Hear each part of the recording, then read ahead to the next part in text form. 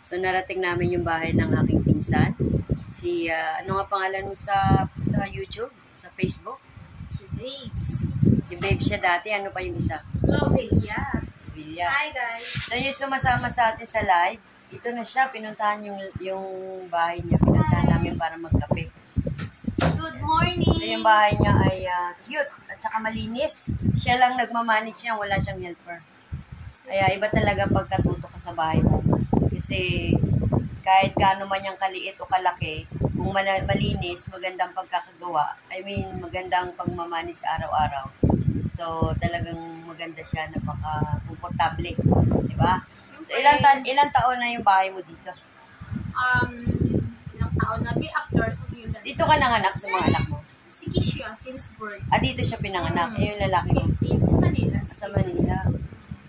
So, sige siya, 15, nasa mo din 15 so 15 years na to, nire-renovate mo lang pagka may sira-sira, pinapagawa. Hindi na nasira to ng Yolanda. Bago na naman siya. Tinayo ulit. Kumusta naman yung tindahan mo? Ayos lang. May benta rin naman. Magkano yung pinakamalaki mong kita sa loob ng isang araw? Pag may lakas ang mga whiskey, din. Whiskey ang mabili? Sigarilyo whiskey. May utang-utang din? Walang utang. Walang utang. Ay, hindi magagalit yung kapitbahay mo pag hindi mo pinutang. Ay, hindi nila ako kilala. Hindi nila ako kilala. Kahit alam nila nga si Lobelia wala ka pa utang. Pero meron pang tindahan dito? Marami. Doon sa kabila. Mas malayo? Malalapit lang. So may bigas ka rin wala? May bigas ako pero hindi ko binibinta. Mga uling? May use lang. Ayoko na magkompetensya sa iba. Kasi siyempre hindi naman maramihan ang tao. So pag namimili ka ng mga paninda mo, once a week?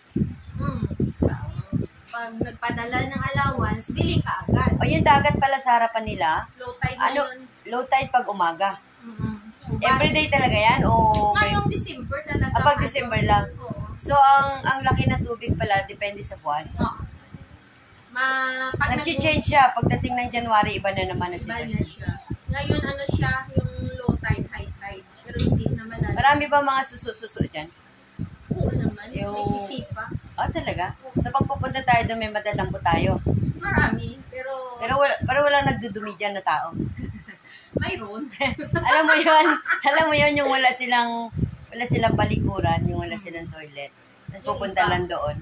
So, medyo mahirap din pala magdampot doon ng mga shells na mga talaba. Kasi hindi mo sure kung anong kinain ng mga talaba na yun. Vitamins na yun. So, pupunta na kami ngayon doon. Kaya ipapasyal ko kayo doon kung anong makita natin doon. So, ito na yung ating pinapakilala dito, si pinsan ko, si Lobelia. Ito na yung bahay niya, nagkape lang kami. So, pupunta na kami ngayon doon para tingnan kung ano yung ganda ng dagat doon. So, kung gusto niyo sumama, tara na, punta na tayo doon.